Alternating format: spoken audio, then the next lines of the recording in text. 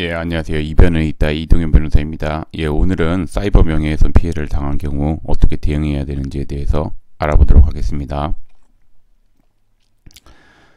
제가 이제 오늘의 주제를 선택하게 된 이유는 이제 최근 코로나로 인해서 대면보단 이제 비대면으로 인터넷상으로 이제 사람들을 접촉하는 경우가 굉장히 많아졌는데, 이에 따라서 이제 사이버 명예훼손 피해가 급증하고 있습니다. 제 클라이언트분, 그러니까 의뢰를 들어오는 분들이 많을 뿐만 아니라 제 지인들 사이에서도 이런 거 관련해 가지고 이제 문의를 하시는 분들이 많은데, 그래서 이제 이렇게 사이버 명예훼손 피해를 당한 경우 어떻게 대응해야 되는지 좀 말씀드리고자 오늘의 주제를 선택하게 되었습니다. 그래서 이제 하나하나 보게 되면, 우선 들어가기 앞서 사이버 명예훼손죄 같은 경우 어떻게 처벌되는지 알아보도록 하겠습니다. 보시면 사이버 명예훼손은 정보통신망 이용 촉진 및 정보보호 등에 관한 법률이 적용되어 일반 형법이 적용되진 않습니다. 일반 형법이 적용되진 않고 이렇게 정통법이 적용되어 사람을 비방할 목적으로 정보통신망을 통하여 공공연하게 사실을 드러내어 다른 사람의 명예를 훼손한 경우에는 3년 이하의 징역 또는 3천만 원 이하의 벌금에, 거짓의 사실을 드러내어 다른 사람의 명예를 훼손한 경우에는 7년 이하의 징역, 10년 이하의 자격정지 또는 5천만 원 이하의 벌금에 처하도록 규정하고 있습니다. 이렇게 규정하고 있고, 그 다음에 이제 일반 형법보다는 더욱 엄중하게 규정하고 있다는 거 알고 있으시면 됩니다. 그래서 이제 사이버 명예훼손 피해를 당한 경우 이제 구체적으로 어떻게 대응해야 되는지 알아보도록 하겠습니다. 이제 보시면 사이버 명예훼손 피해를 입었다면 피해자는 상대방이 명예훼손적 글을 SNS 등에 올린 게시글의 캡처 사진, 그 다음에 이제 상대방이 실시간 방송을 하면서 명예훼손적 발언을 한 장면이 촬영된 영상 파일, 그리고 이제 뭐 카카오톡이나 페이스북 단체방에서 이제 뭐 피해자를 대상으로 올린 명예훼손적 글, 이런 거를 이제 객관적인 자료를 바탕으로 해가지고 상대방이 이제 사실 적시 또는 허위 사실을 적시하여서 피해자의 사회적 평가를 저하시킬 만한 발언을 하였다는 점, 그 다음에 이제 피해자의 이름을 명확하게 밝히진 않았다고 하더라도 주변의 사정에 비추어 발언의 대상이 피해자라고 특정할 수 있다는 점, 그 다음에 이제 공연성이 인정된다는 점, 공공의 이익에 관한 것이 전혀 아니라는 점, 이렇게 이런 거를 이제 좀 적극적으로 어필해 고소장을 작성한 뒤 수사기관에 출석해서 진술해야 됩니다. 요거를 이제 제가 조금 더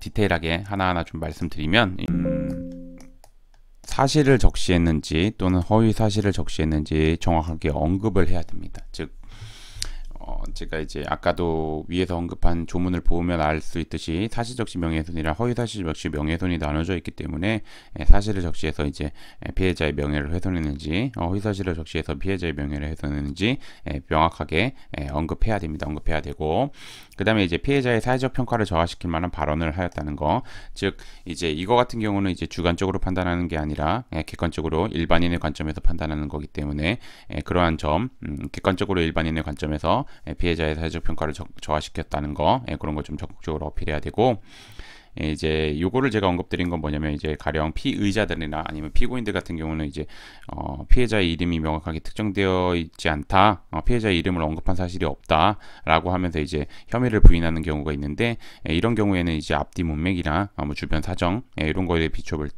때 피해자라고 당연히 특정이 된다, 이런 거를 좀 어필을 하면 당연히 이제 상대방에 대해서 죄가 성립이 되니까 이제 그런 거를 좀 어필하고자 하는 마음에서 이런 내용을 적어 놓은 거고, 그 다음에 이제 이거 같은 경우는 공연성이 인정되어야 됩니다. 명예훼손이나 모욕죄 같은 경우는 공연성이 인정되어야 되는데, 그렇기 때문에 단체방에서 당연히 올리는 글은 공연성이 인정되겠죠. 그리고 뭐 SNS에 공개글, 비공개 글이라고 해도 이제 비공개라고 해도 이제 볼 수 있는 사람들이, 비공개 중에서도 이제 뭐 지인들만 볼 수 있게 뭐 비공개하는 설정하는 뭐 그런 기능이 있는데, 뭐 그런 걸 경우에도 이제 공연성이 인정될 수 있습니다. 다만 이제 뭐 개인, 그러니까 말 그대로 개인 카톡방에서 둘이서 서로 주고받은 거는 공연성은 인정되지 않습니다. 그래서 명예훼손으로 처벌되진 않고, 다만 이제 뭐 문제를 삼으려면 이제 뭐 민사상 손해배상을 청구하는 방향, 즉 이제 형사처벌은 안 되고 이제 뭐 손해배상에 대한 손해배상 청구하는 정도, 이렇게 할 수 있습니다. 그리고 이제 공공의 이익에 관한 것이 전혀 아니라는 것은 이제 제가 왜 언급을 드리냐면 이제 명예훼손적 발언을 한다고 하더라도 이제 위법성 조각 사유라고 해가지고 공공의 이익에 관한 거라면 이제 위법성이 조각돼서 처벌이 되지 않도록 규정해 놓은 게 형법에 있습니다. 이제 보시면 여기서 보시면 310조에 보면 위법성 조각 사유라고 해가지고 진실한 사실로서 오로지 공공의 이익에 관한 때는 처벌하지 아니한다 이렇게 규정되어 있기 때문에 이렇게 주장하는 경우도 생각보다 많이 있습니다. 그래서 이제 그 내용 자체가 공공의 이익이 아니라는 거 이렇게 좀 적극적으로 어필해야 됩니다. 그래서 이제 뭐 제가 디테일하게 좀 설명을 드린 것 같고 그래서 이제 또 내려가서 이제 보시면 그래서 이제 오늘의 주제를 좀 정리를 해보면 이제 사이버 명예훼손 피해를 입은 경우에는 이제 객관적인 자료를 확보하는 게 제일 중요하고 그 객관적인 자료를 바탕으로 해가지고 법률적으로 이제 여러 쟁점이 될 수 있는 것을 좀 정리를 해가지고 이제 고소장을 접수하고 그 다음에 이제 수사기관에서 조사를 받는 것이 필요합니다. 그런데 이제 이거를 혼자서 대응하는데 좀 제한이 있을 수 있으니까 이제 주변에 변호사님이나 여러 법률 전문가들을 도움을 받아서 좀 적극적으로 대응하면 좀 더 좋을 것 같습니다. 뭐 오늘의 주제에 대해서 제가 뭐 간략하게 답변을 드린 것 같고 오늘은 여기서 마치겠습니다. 저는 이변을 잇다의 이동현 변호사였습니다. 감사합니다.